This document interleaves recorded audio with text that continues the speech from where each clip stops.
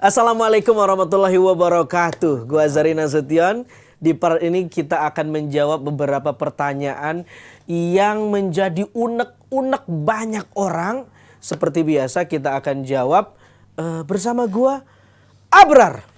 Assalamualaikum Ustaz. Salam Brar. Sehat Brar ya? Alhamdulillah. Jamaah Jabretiyah mudah-mudahan juga sehat semuanya. Amin amin.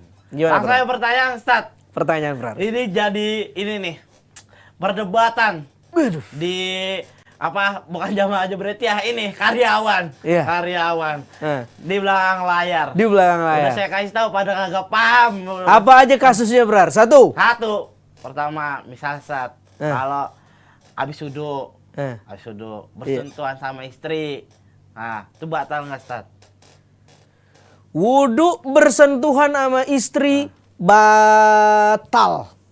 Tuh. Nah, betul Ustaz. Nah Padahal gini, kan ini muhrim. orang banyak kata kan katanya muhrim. Iya. Gini bro, konsepnya begini. Ada mahram, ada muhrim, ada ajnabi. Muhrim itu sebutan bagi orang yang pakai pakaian ihram. Umroh, pakaian ihram tuh. Orang itu ketika pakai pakaian ihram atau dia sedang menjalani ihram, maka disebut muhrim. Paham? Jadi salah tuh kalau ada orang bilang, bukan muhrimnya nih. Salah. Lo mau umroh ya? Ya. Gitu. Yang kedua ada namanya mahram. Mahram itu adalah orang yang nggak boleh kita nikahi. Apa? Nggak boleh dinikahin. Nggak boleh kita nikahi karena beberapa faktor. Sudah. Maka kalau dia mahram kita, nggak batal wudhu. Paham? Dah. Yang ketiga, ajnabi. Ajnabi ini orang asing. Orang asing boleh dinikahi.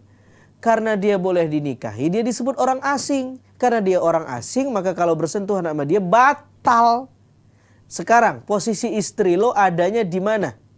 Di mahram atau di ajnabi klasifikasinya? Ajnabi. Ajnabi. Istri lo itu asing. Dari sisi wudhu ya, bukan dari sisi personal. Kalau lo bilang, lo orang asing nih, bisa digampar kita sama bini. Enak banget 10 tahun udah nikah masih asing aja gue katanya. Paham gak nih? Paham. Nah, yang mahram itu contohnya, ada mahram karena nasab.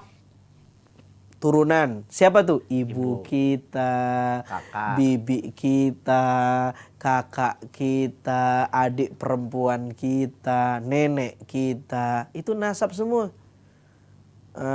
Lu cubit-cubit juga nggak batal wudhu. Dah. Lalu kemudian ada orang yang menjadi mahram, semahram. Ingat tadi mahram tadi apa? Orang yang? Ini pakai ihram. No, itu muhrim. Oh, mahram itu turunan. Hah? Turunan yang Benar Zul yang nggak bisa pikir. dinikahi. Orang yang nggak bisa dinikahi. Nah, ada orang yang nggak bisa dinikahi karena faktor nasab. Ada orang tadi ya ibu kita dan lain-lain tadi. Ada orang yang nggak boleh dinikahi karena faktor pernikahan. Misal, lo nikahin istri lo Brar. Sudah? Punya mertua nggak lo? Punya. Mertua cewek? Iya. Punya Iya, lah. benar, Masa istri mertua kita cewek. lahir dari batu? Iya, Kan pasti benar. punya tuh. Nah, lo bersentuhan sama mertua lo nggak batal.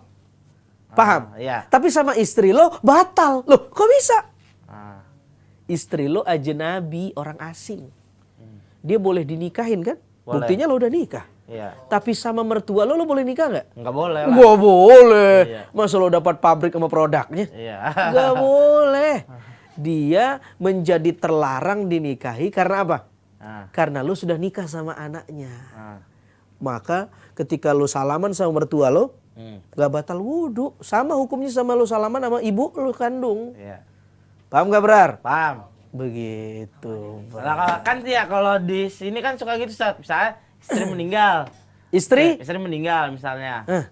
Terus ada yang turun ranjang tuh nikah sama adenya. Oh, turun ranjang Turun namanya? ranjang kan namanya itu. Kayak itu turun boleh. agregat ya? Iya, boleh gak tuh Ustaz? Gimana? Istri meninggal. Ya. Terus nikah lagi sama adiknya. Oh, kalau istilah kamu gue ganti guling. Oh, ganti guling. Kalau itu turun ranjang kalau nggak salah dah. Ganti-ganti teman tidur, ganti Iya, guling. Nah, akhirnya dia nikahin adiknya. Boleh. Boleh. Yang nggak boleh itu dua-dua masih hidup dinikahin. Nggak boleh. Ya, karena mereka sedarah. Satu orang tua, nggak boleh. Tapi kalau yang satu sudah wafat, dinikahin lagi satunya boleh. Salah satu sahabat Nabi yang kayak begitu, Sayyidina Utsman bin Affan, dia menikahi 2 anak Rasul sallallahu alaihi wasallam. Wafat anak Rasul yang satu, dinikahi lagi sama Utsman, saudarinya. Boleh. Kalau sudah wafat, nggak ada masalah. Gitu. Soal mahram begitu, orang banyak kebolak-balik. Ajnabi berarti istri itu ajnabi ya? Ajnabi, istri asing. Lu nggak boleh sentuh-sentuh bini kalau wudu. Habis wudu nggak boleh. Iya ya. Iya, kecuali lo pakai mazhab yang lain ya.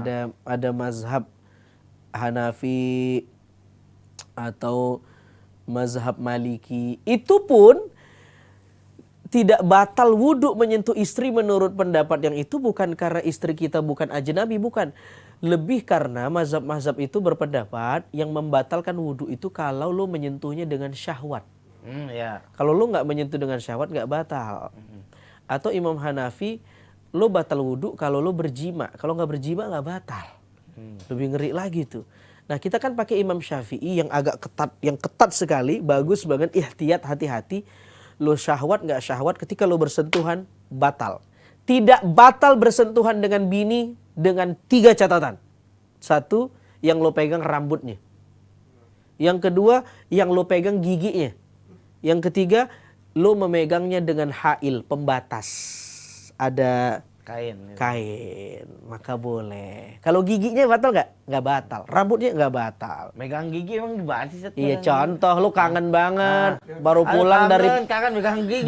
baru pulang dari pertandingan, lo udah mau sholat, mau nyentuh kulit batal. Pegang gigi dah, towel, tek gitu. Ya baru lihat tuh orang kangen megang gigi.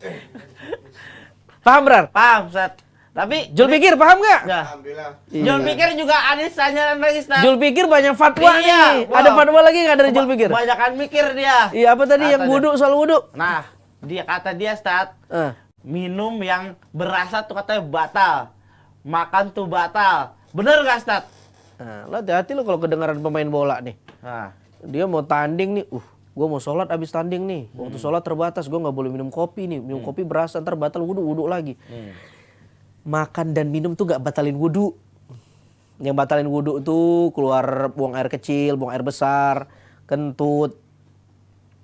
Nah, ini aneh lagi nih, gue pernah pengajian ada ibu nanya, Ustadz kalau kentutnya, ada yang bilang nih, kalau kentutnya gede batal, kalau kecil dikit gak batal. Waduh parah nih, gue bilang, dengar dari siapa sih Bu? Terus ibu selama ini, iya saya kalau kentutnya dikit gitu, udah saya tetap sholat katanya. Waduh ya. Jadi itu tetap batal ya.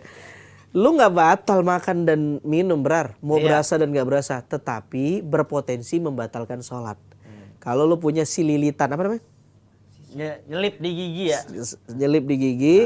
Ketelan batal sholat lu. Sholat lu yang batal. Bukan wudhu lu. Makanya kalau sebelum sholat tuh disunahkan bersiwak.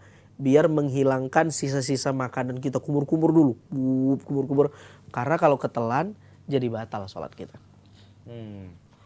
Tuh. Jul Pikir, dengar, udah saya kasih tahu, Ustaz. Kagak paham kata dia. Batal lu belajar dari mana? Dia kagak tahu, saya belajar sama Ustaz ajari. Iya.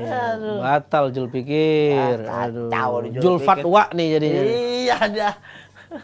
Langsung aja, Ustaz, kata-katanya buat teman-teman Jul Pikir.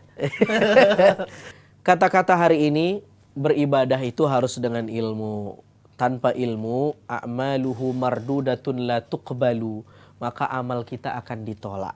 Jadi kalau mau amal kita diterima sama Tuhan, beribadahlah dengan ilmu, luangin waktu kita buat ngaji, buat ke majelis ilmu, buat dengerin tausiah. Gunanya apa? Biar amal kita nggak jadi zong, tapi diterima oleh Allah Subhanahu Wa Taala. Gua Azhari Nasution, mudah-mudahan bermanfaat. Assalamualaikum warahmatullahi wabarakatuh.